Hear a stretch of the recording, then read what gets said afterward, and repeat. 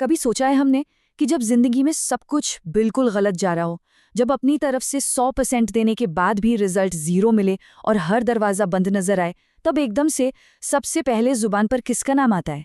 एक ऐसी ताकत जिसे हम अपने सबसे मुश्किल और अंधेरे वक्त में बिना सोचे पुकार लेते हैं। जी हाँ, वो नाम है बजरंग बली का।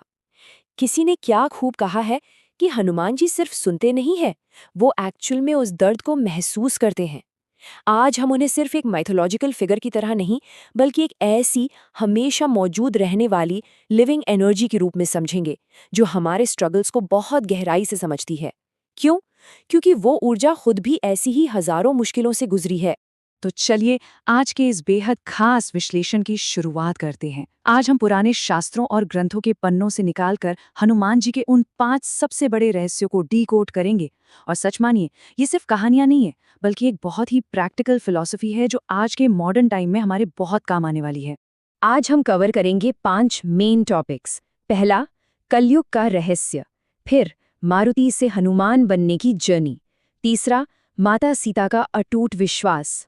चौथा, 5 नामों की ताकत। और आखिर में हनुमान चालीसा के पीछे का साइंस। तो बिना किसी देरी के शुरू करते हैं।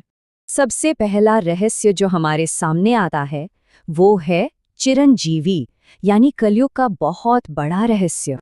अब देखिए, जनरली क्या होता है कि हम उन्हें बस एक हिस्टोरिकल या पौराणिक कैरेक्टर मान लेते हैं जो पास्ट में थे, लेकिन दूसरी तरफ हमारे शास्त्र उन्हें चिरंजीवी कहते हैं।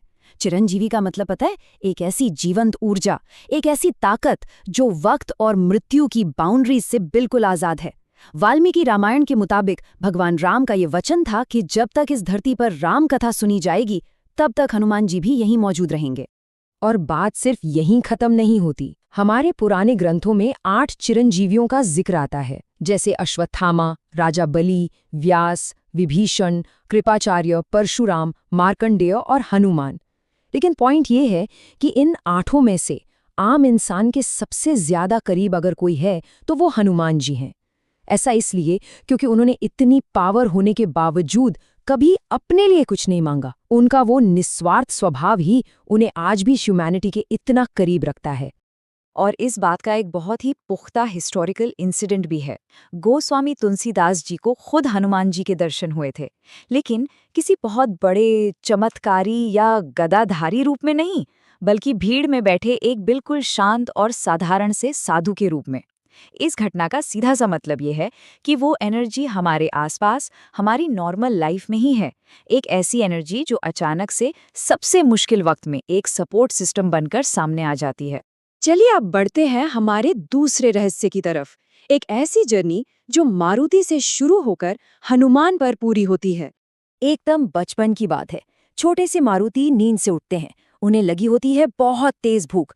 आसमान में सूरज को देखते हैं, उन्हें लगता है कोई लाल मीठा सा फल है, और बस पूरी स्पीड में उड़ जाते हैं उसकी तरफ। अब ये देखकर पूरे ब्रह्मांड का बैलेंस बिगड़ने लगता है। देवराज इंद्र पैनिक कर जाते हैं और घबराहट में अपने सबसे पावरफुल वेपन वज्र से उन पर सीधा अटैक कर देते हैं। एक ही पल में वो छोटा सा बच्चा जमीन पर गिरकर बेसुध हो जाता है। लेकिन कहानियां खत्म नहीं होती। वो फिर उठते हैं, और इस बार देवताओं के दिए हुए अनगिनत नए वरदानों के साथ, पहले से कहीं ज्यादा पावरफुल होकर।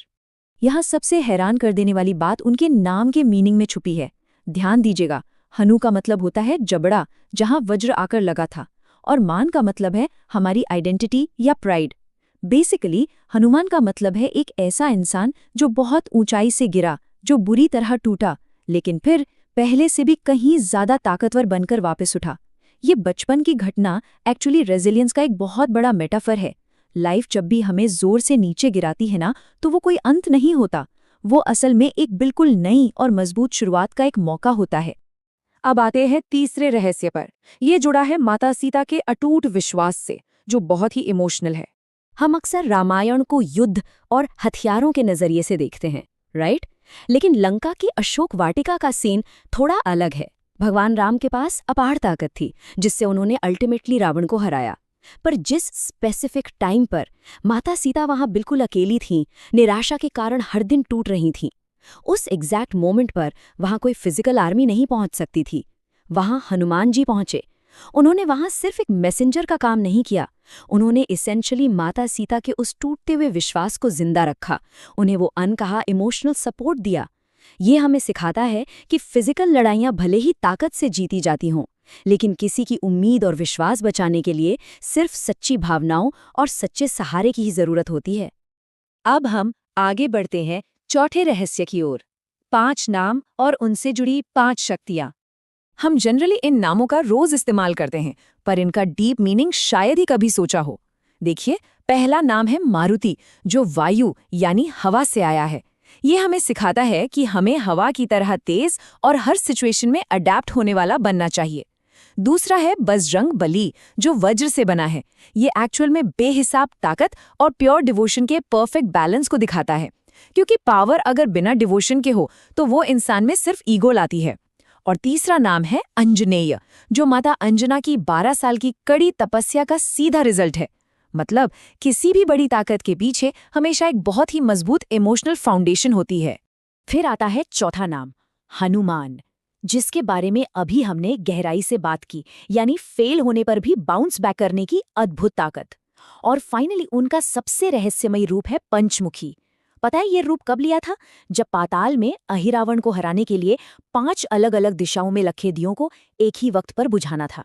ये रूप हमें ये सिखाता है कि जब लाइफ में कोई बहुत ही कॉम्प्लेक्स प्रॉब्लम आए ना, तो हमें अपनी स्ट्रैटेजी बदलनी पड़ती है, मल्टीपल एंगल से सोचना पड़ता है। एक ही पुराने तरीके से हर जंग नहीं जीती जा सकती। और अब हम पहुंचते हैं अपने 5वें और सबसे रेलेवेंट रहस्य पर, हनुमान चालीसा का विज्ञान। एक लाइन है जो बचपन से हमारे दिमाग में बैठ गई है, ना से रोग हरै सब पीरा, जिसका मतलब है कि ये हर तरह की बीमारी और दर्द को नष्ट कर देती है। लेकिन इसके पीछे की जो ओरिजिन स्टोरी है ना, वो बहुत हार्ट टचिंग है। तुलसीदास जी ने ये पंक्तियां तब लिखी थीं जब वो अपनी लाइफ के सबसे दर्दनाक फेज से गुजर रहे थे। उन्होंने अपनी उस डीप फिजिकल और इमोशनल पीड़ा को एक ऐसी पावरफुल एनर्जी में कन्वर्ट कर दिया जो आज तक लोगों को हील कर रही है। और मज़ेदार बात यह है कि आज का मॉडर्न साइंस भी इस कॉन्सेप्ट को पूरी तरह बैक करता है। जब हम पूरे फोकस और डिवोशन के साथ शब्दों का एक रिदम में जाप करते हैं, तो हमारा पैरासिम्पैथेटिक नर्वस सिस्टम तुरंत एक्टिवेट हो जाता है। इसका रिजल्ट, बॉडी का स्ट्रेस लेवल डाउन होता है, हार्ट रेट बैलेंस होती है और बॉडी की खुद को हील करने की जो नेचुरल कैपेसिटी है, वो काफ़ी स्पीड अप हो जाती है। IIT बॉम्बे जैसी बड़ी संस्थाओं की रिसर्च भी एग्जैक्टली यही प्रूव करती है कि ऐसी कंटिन्यूअस चैंटिंग फिजिकली और मेंटली हमारे नर्वस सिस्टम को पूरी तरह शांत कर देती है। तो अगर हम इन सारे डॉट्स को एक साथ जोड़ें तो पिक्चर बिल्कुल क्लियर हो जाती है। ये 5 रहस्य हमें क्या बताते हैं? एक टाइमलेस लिविंग एनर्जी का होना, रेजिलियंस यानी लाइफ में बार बार बाउंस बैक करने का तरीका, एक ऐसा साइलेंट इमोशनल सपोर्ट जिसका ज्यादा जिक्र नहीं होता, पावर को अलग अलग तरीके से यूज करने के 5 रूप, और हमारे खुद के शब्दों के पीछे की साइंटिफिक पावर। ये पूरा का पूरा विश्लेषण एक बात तो क्लियर कर देता है कि बिना फेम की चाह के निस्वार्थ भाव से की गई सर्विस एक इंसान की ऐसी लेगेसी बना देती है जो हमेशा के लिए अमर हो जाती है। और इसी के साथ हम आज के इस एक्सप्लेनर के एंड में आते हैं।